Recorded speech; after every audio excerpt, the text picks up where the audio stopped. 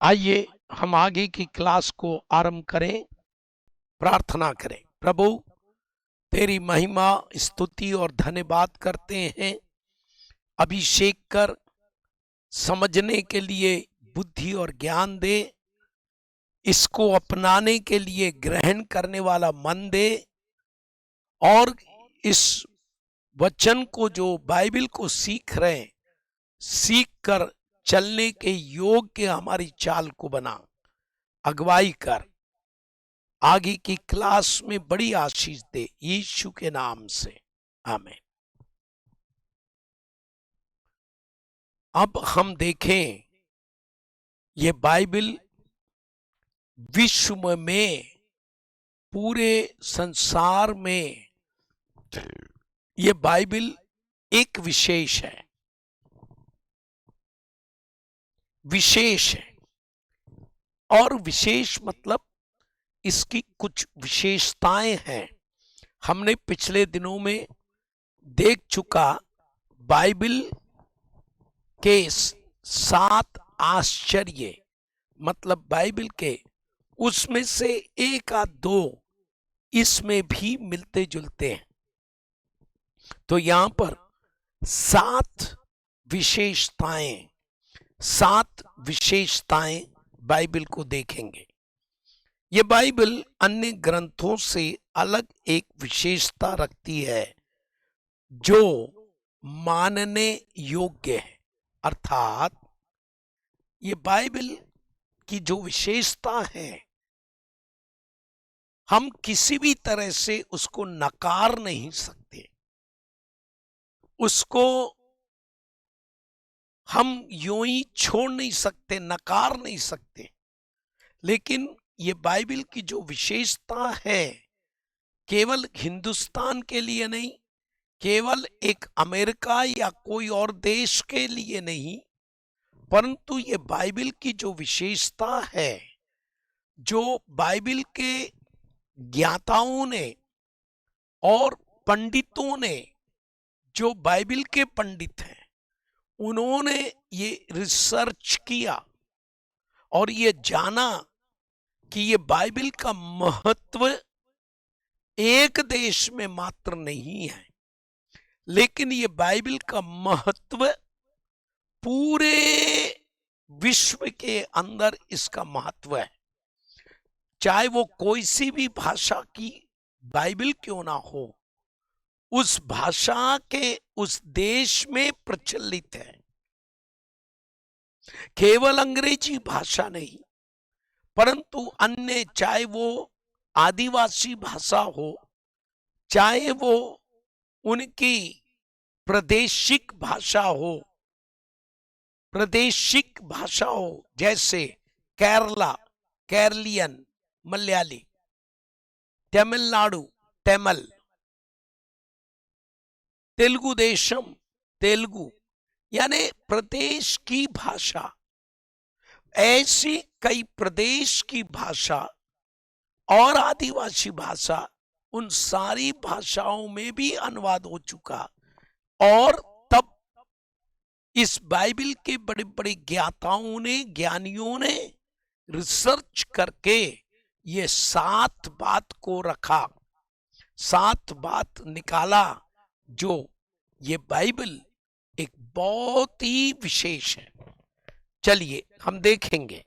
Number 1, इस ग्रंथ में पूरे ब्रह्मांड की सृष्टि का बयान है। पूरे ब्रह्मांड की सृष्टि का बयान है, जो अन्य ग्रंथों में नहीं पाया जाता। सृष्टि की उत्पत्ति ही नहीं, किंतु उसके अर्थात सृष्टि के अंत का भी बयान बाइबल में मिलेगा।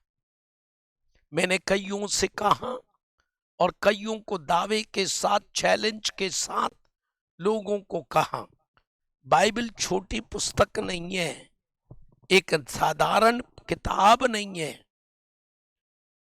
परंतु ये बाइबल इतनी महत्वपूर्ण है। क्योंकि ये पूरी सृष्टि, जानवरों की सृष्टि कैसे हुई, मनुष्य की सृष्टि कैसे हुई, पहाड़ और समुद्र की सृष्टि कैसे हुई, आकाश और भूमि कैसे बनाए गए, सूर्य चंद्रमा का रचना कैसे हुई, ये सारा बयान, उल्लेख आपको बाइबल में मिलेगा। अन्य कोई धर्म ग्रंथ में, कोई ग्रंथ में इसका विवरण नहीं मिलेगा। अगर मिलेगा तो सर्वप्रथम ये इसलिए विशेष है क्योंकि संसार की उत्पत्ति का और संसार के अंत का बयान इस बाइबल में, और वो केवल उत्पत्ति की पुस्तक।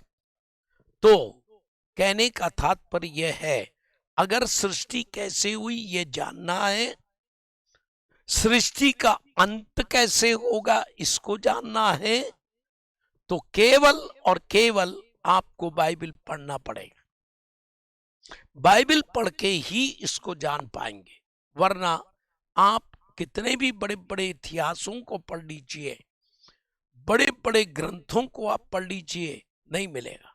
उदाहरण के रूप में मनुष्य की उत्पत्ति कैसे हुई, जब तक बाइबल को लोगों ने नहीं जाना, लोगों को यह सिखाया जाता था पहले मनुष्य बंदर था, बनमानुष, चलते चलते उसकी पूंछ घिस गई, तब वो इंसान बन गया। ये सिखाते थे।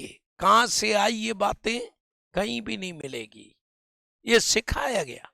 लेकिन जब बाइबल पढ़ना लोगों ने, साइंटिस्ट लोगों ने और बड़े बड़े ज्ञानियों ने पढ़ना आरंभ किया, तब उन्होंने कहा और उन्होंने ये बयान दिया, मनुष्य बंदर नहीं था, मनुष्य की सृष्टि मिट्टी से हुई है और उसकी जानकारी केवल बाइबल देती है।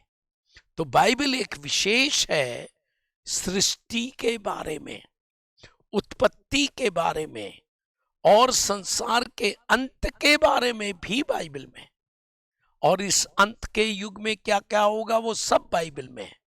इसलिए कई लोग जो बाइबल नहीं पढ़ते थे, बाइबल से घृणा करते थे, आज वे लोग भी बाइबल पढ़ने लगे, क्योंकि बाइबल ऐसी जानकारी देती है जो कोई अन्य पुस्तक नहीं दे सकती। तो पहली बात, ये सृष्टि में भूमंडल का शुरुआत और भूमंडल का अंत के बारे में ज्ञान देती है बाइबल, इसलिए विशेष। दूसरी बात, मनुष्य की सृष्टि और उसका अंत कैसे होगा तथा मनुष्य के मरने के बाद क्या होगा, उसका वर्णन भी ये बाइबल करती है। दूसरी बात, मनुष्य की उत्पत्ति कैसे बनाया, परमेश्वर ने मिट्टी लेकर पुतला बनाकर उसके अंदर जीवन का सांस फूका, और बाइबल ये बताती है, उत्पत्ति 1:26 में परमेश्वर ने कहा, आओ मनुष्य को हम अपने स्वरूप और समानता में बनाए।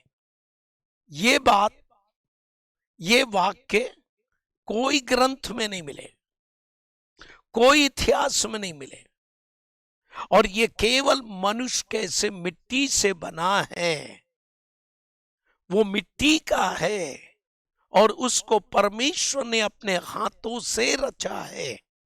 इसकी उत्पत्ति, इसकी शुरुआत केवल बाइबल हमको सिखाती, अन्य कोई धर्म नहीं। इसीलिए ये बाइबल एक महत्वपूर्ण है, ये बाइबल एक विशेष है, क्योंकि ये विशेष विशेष बातों पर जोर देती है।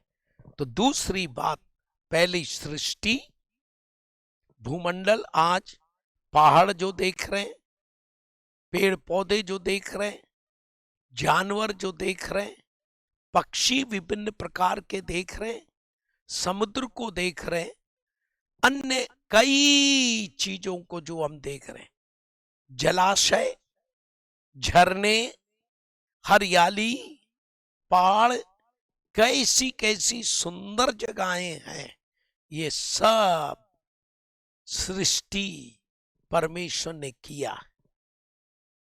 ये सृष्टि के बारे में आपको जानकारी देती बाइबल। दूसरी, मनुष्य की सृष्टि। तीसरी बात इसकी विशेषता, विश्व में हर धर्म ग्रंथ से अधिक छपने और बिकने वाला ग्रंथ बाइबिल है, तथा विश्व में सर्व अधिक पढ़ा जाने वाला ग्रंथ और इस प्रकार की पढ़ा जाने वाला, छपने वाला, विश्व के अंदर खरीदा जाने वाला, बिकने वाला सर्व अधिक अगर कोई पुस्तक है वो बाइबल है। तो तीसरी विशेषता बाइबल की क्या है? तीसरी विशेषता, सबसे अधिक पुस्तक छपती है, बार बार एक किताब लिखते हैं, उस दोबारा जब डिमांड होती एक बार या दोबारा छपती है, बार बार नहीं छपती। लेकिन बाइबल एक ऐसा ग्रंथ है जो बार बार छापता है। सर्व अधिक छपने वाली किताब विश्व में बाइबल है। दूसरा, उसी में लिखा है सर्व अधिक बिकने वाला, जो खरीदते हैं, सर्व अधिक बिकने वाली बाइबल ही है। अन्य कोई ग्रंथ इतना तेजी में, इतनी तादाद में बिकता नहीं है कोई ग्रंथ जितना कि बाइबल बिकता है। तीसरा, सर्व अधिक पढ़ी जाने वाला जो ग्रंथ है वो बाइबल है। तो तीन बात इसमें देखते हैं। तीसरा जो विशेषता, उसमें तीन बात, सर्व अधिक छपने वाली, सर्व अधिक बिकने वाली, सर्व अधिक पढ़ने वाली, ये बाइबल। तो कहने का तात्पर्य है, आज अगर हम देखें, आज भी बाइबल छप रही है। हजारों साल पहले छप चुकी, कई ऐसी पुस्तकें छपी, दोबारा नहीं छपी। कई ऐसे ग्रंथ छपे, फिर दोबारा नहीं छपे।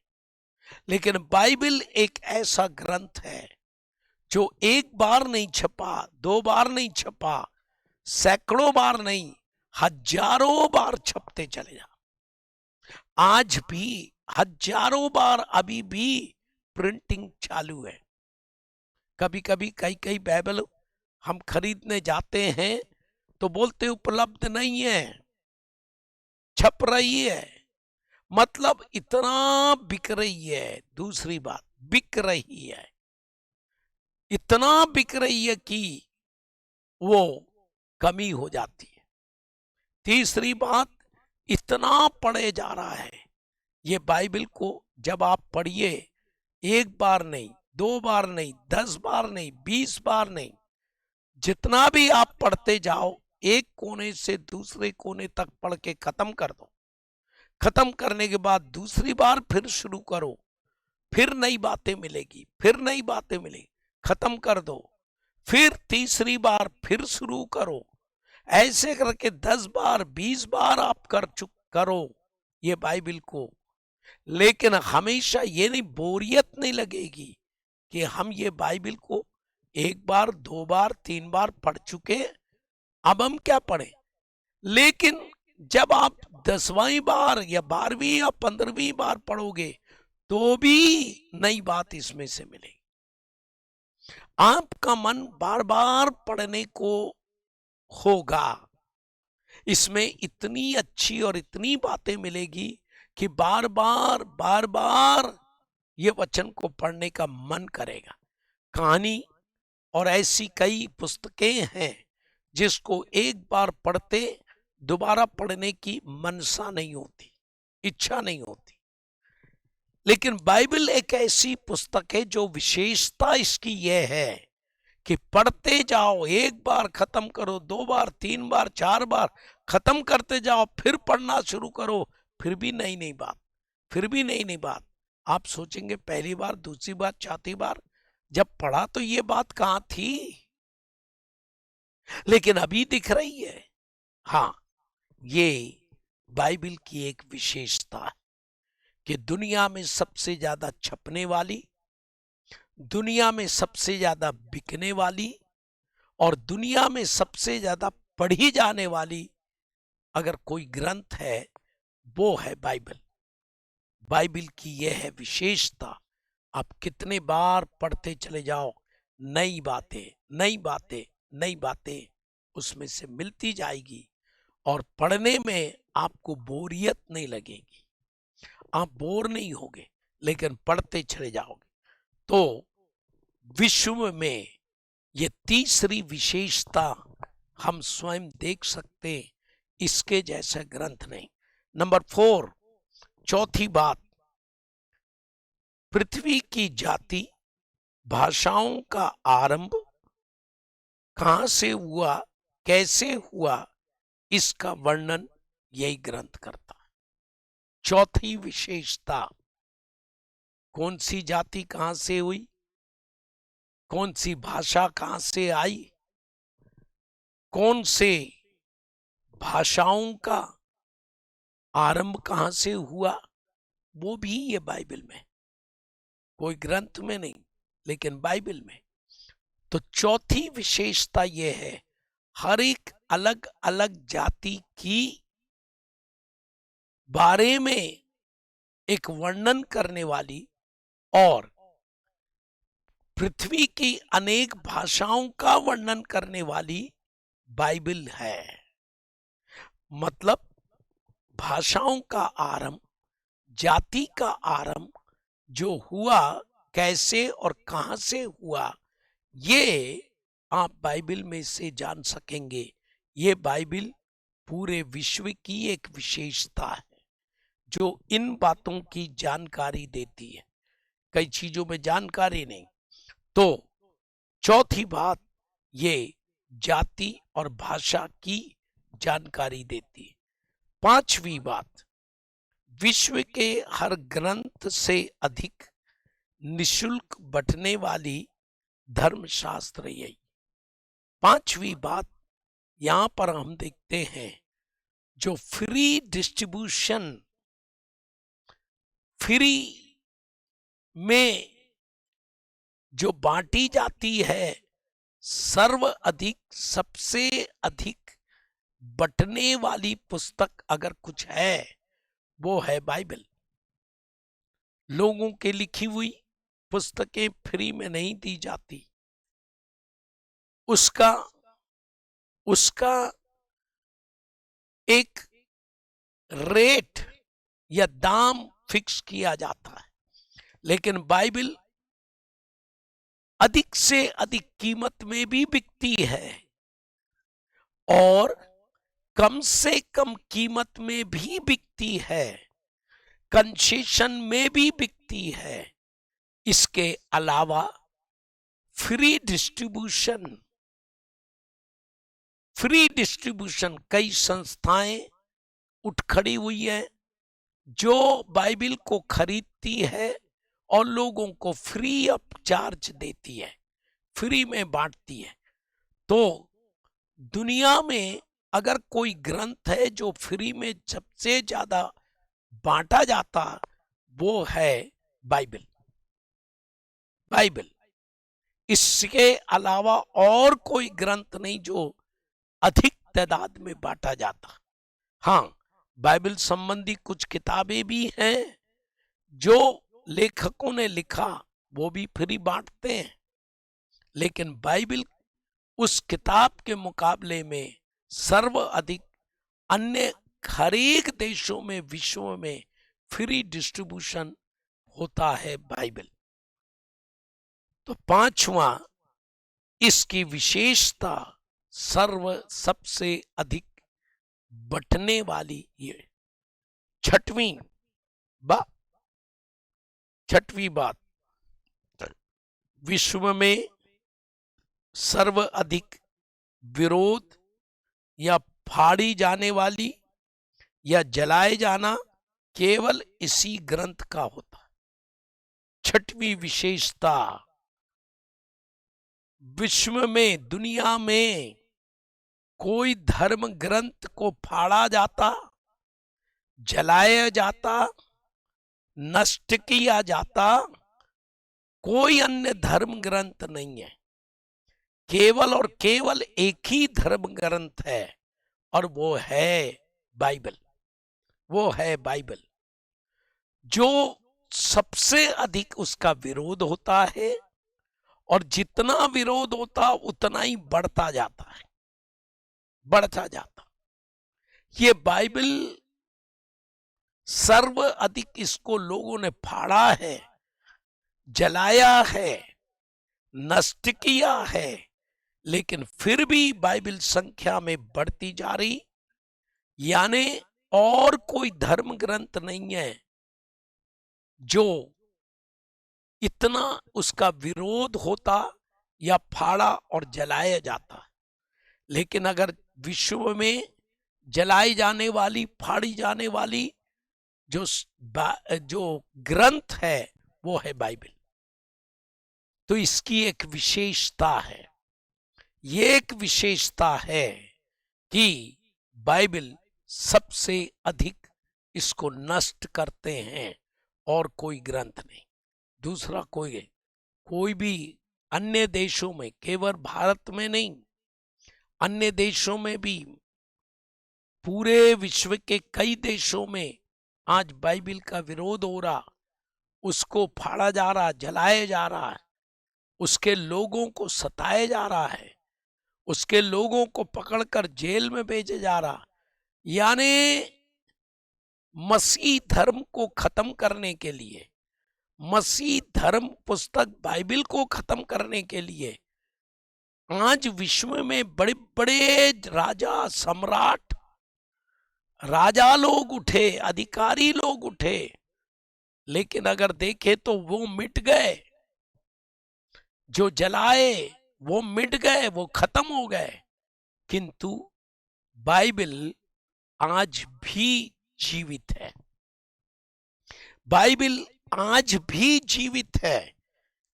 जो बाइबल को मानते हैं, जिनके घरों में बाइबल है, जो बाइबल के बारे में जानते, हमें घमंड है, गर्व है, आनंद है, खुशी है कि इसको नष्ट करने वाले नष्ट हो गए, खत्म हो गए, उनका राज्य मिट गया, लेकिन बाइबल आज भी जीवित है। ये बाइबल की विशेषता ये है, इतना सब होने के बाद में भी ये बाइबल आज विश्व में पाई जाती है। इस बाइबल को एक बहुत महत्वपूर्ण समझें और उसको अपनाएं। सातवीं बात, इसकी विशेषता अजीब है। क्या है?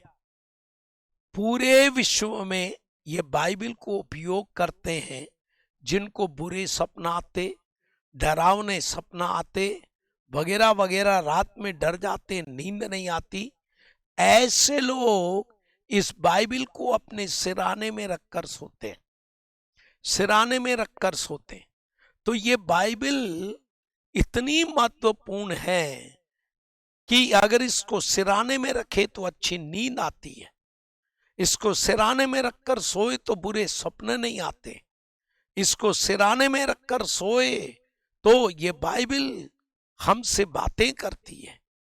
कहने का मतलब ये विशेषता। बताइए, दुनिया में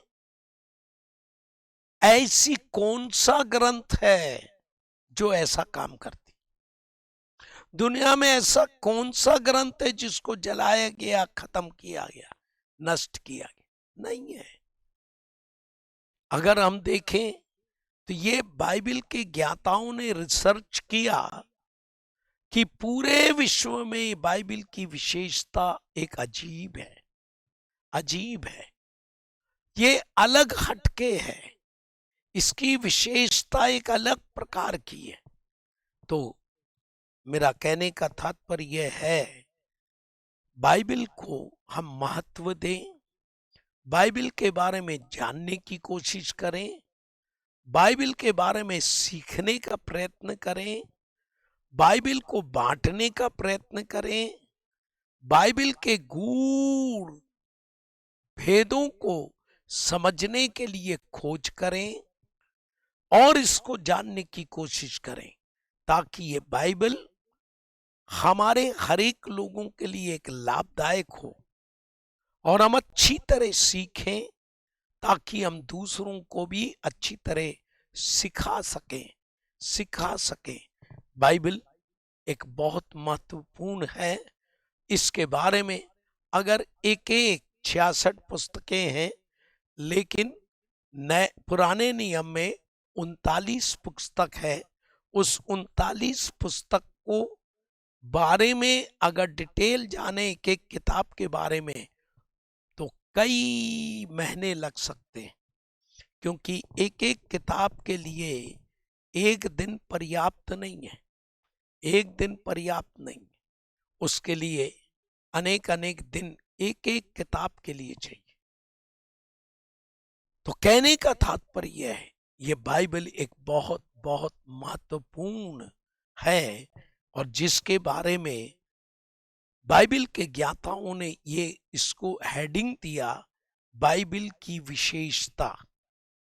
बाइबल की विशेषता, ये इतनी अच्छी विशेषता जिसके सचमुच उसकी कीमत, उसकी हर चीज एक सराहनीय है। तो बाइबल को जानना है। इस प्रकार हम इस बाइबल के बारे में हमने जाना। अब ये इस सप्ताह में जो हमने सीखा है और जाना है, उसके प्रश्न 5 केवल प्रश्न आपके सामने में देना चाहूंगा। इन प्रश्नों को ये तो आप नोट्स देखकर वो करके आप जान सकते, परंतु ईमानदारी ये है कि नोट्स एक बार पढ़ लो और पढ़ने के बाद बंद करो, और बंद करने के बाद ये प्रश्नों को हल करो। तब हम जान पाएंगे कि आपने पढ़ने में, सीखने में दिलचस्पी लिया है। दूसरी बात, जब आप ये प्रश्नों का उत्तर दें तो हम समझ पाएंगे कि आपने ये क्लास का पूरा भरपूर लाभ उठाया और ये क्लास के द्वारा आपको बहुत लाभ हुआ। हमने अभी बाइबल की कुछ विशेष बातें देख चुका, मुख्य मुख्य बातों को हमने बता चुके, परंतु और डिटेल में कुछ ऐसी बातें भी हैं जो जान सकते हैं, उसके लिए काफी समय की आवश्यकता है। लेकिन उन तमाम बातों को छोड़कर मुख्य मुख्य बातें हमने जान गए बाइबल को। तो अब 2 प्रकार के प्रश्न, एक प्रश्न हम आपसे कहें, दूसरा प्रश्न आप इसके विषय में जो भी जानकारी या क्लास आपने अटेंड की, इसको अटेंड करने के बाद यदि कोई प्रश्न उपजता है या कोई प्रश्न आपके मन में आता है, तो वो प्रश्न आप नोट करें और हम आपको समय देंगे, अभी नहीं, समय देंगे। उस वक्त आप उस प्रश्न को सामने रख सकते हैं और हम भरसक कोशिश करेंगे उन प्रश्नों का हल करने के लिए, अर्थात आपको उन प्रश्न का जवाब देने के। क्योंकि कोई भी चीज जब सीखते हैं तो प्रश्न उत्पन्न होते हैं। तो आपने अगर सीखा है, अटेंड किया है, तो आपके अंदर बाइबल के प्रति कुछ प्रश्न पैदा हुए, उसको नोट करके रख लें, और फिर जब समय आएगा आपसे हम पूछें, या तो जूम में या किसी भी प्रकार से, तो या राइटिंग मंगवाएंगे, फिर आपको हम जूम में या किसी भी प्रकार से उसका उत्तर देंगे, तो आप उसके उस प्रश्नों का हल हो जाएगा।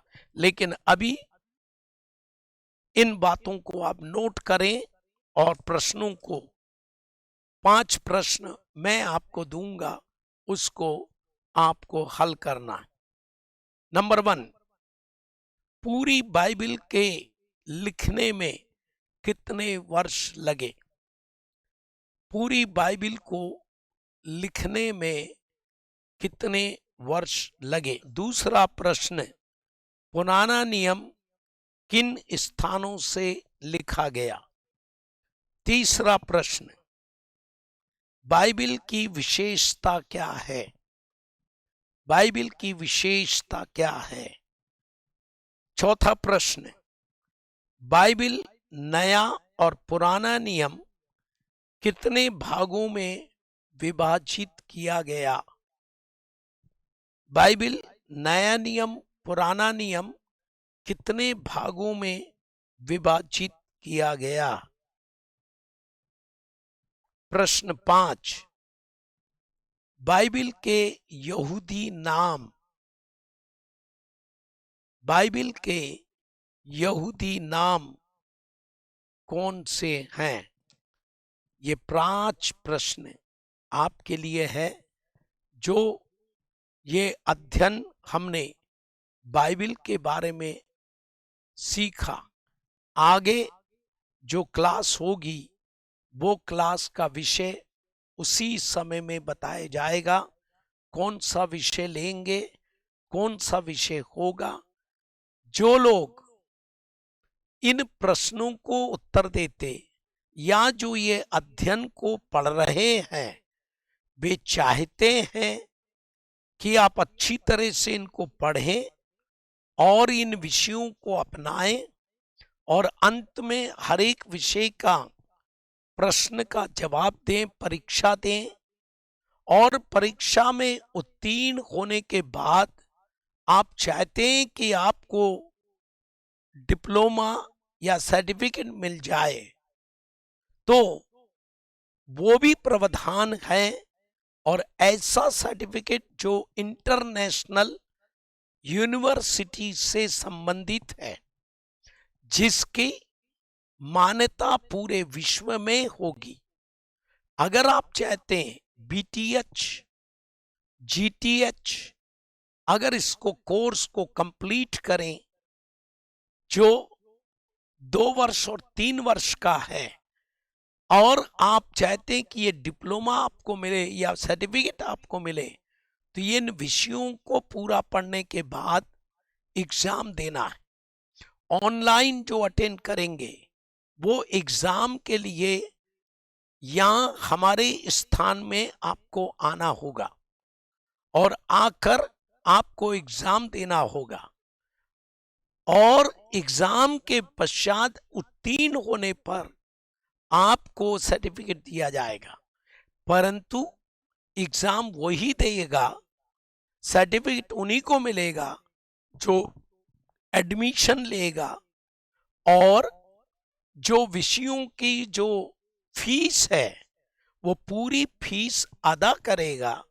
उनको ही एग्जाम में बिठाएंगे, उनको ही उत्तीर्ण होने के बाद सर्टिफिकेट और डिग्री देंगे। लेकिन अगर आप केवल नॉलेज चाहते तो एडमिशन ले लें, 300 रुपये एडमिशन देकर एडमिशन ले लें, आप पूरा आप क्लास अटेंड करें।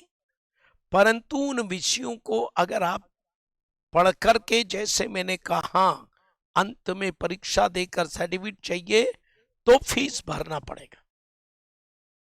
और अगर आप एग्जाम नहीं देना है, अगर आप सर्टिफिकेट नहीं चाहिए, तो एडमिशन फीस अनिवार्य है। और एडमिशन फीस देंगे तो लिंक आपको मिलेगा और ये क्लास आप अटेंड कर पाएंगे, और जो नॉलेज लेना है, जो भी ज्ञान लेना, वो आपको मिल जाएगा। और अलग अलग सब्जेक्ट होंगे, परंतु जो सर्टिफिकेट प्राप्त करना, उनके एक सब्जेक्ट का 500 रुपये आपको देना पड़ेगा। और इस तरह जितने सब्जेक्ट आप पढ़ेंगे उतने 500 देकर, एक सब्जेक्ट एक दिन का नहीं रहेगा, एक सब्जेक्ट कुछ घंटों का रहेगा, 8 घंटे 10 घंटे ऐसा एक सब्जेक्ट रहेगा। उस एक सब्जेक्ट को एक हफ्ते हफ्ता भी चल सकता, 10 दिन भी चल सकता है, लेकिन वो कंप्लीट होने के बाद एग्जाम, और एग्जाम के बाद में फिर आपको सर्टिफिकेट और ग्रेजुएशन मिलेगा। तो ये सारी चीजें प्राप्त करना है आप डिटेल, तो हमारे राजेश्वर राव से संपर्क करें और सारी जानकारी प्राप्त करें, फॉर्म फिलअप करें, एडमिशन ले लें और इस ज्ञान को प्राप्त करें। प्रभु आपको आशीष दे और आपके जीवन को मजबूत करे। आइए प्रार्थना कर हम समाप्त करें। प्रभु जी, आपको धन्यवाद देते हैं, आपने हमारी मदद किए और अगुवाई किया, इस क्लास में भी बहुत आशीष दिया। प्रभु, इस क्लास में सीखने वाले हर एक के साथ हो, उनके बुद्धि को खोल ताकि तमाम बातों को अच्छी तरह समझ पाएं और तेरे वचन को समझकर तेरे वचन के अनुसार अच्छी तरह सीखकर कई लोगों को सिखाने वाले बन जाएं, ज्ञान प्राप्त करें और ज्ञान को बांटने वाले बने। आशीष देना यीशु के नाम से, आमीन, आमीन।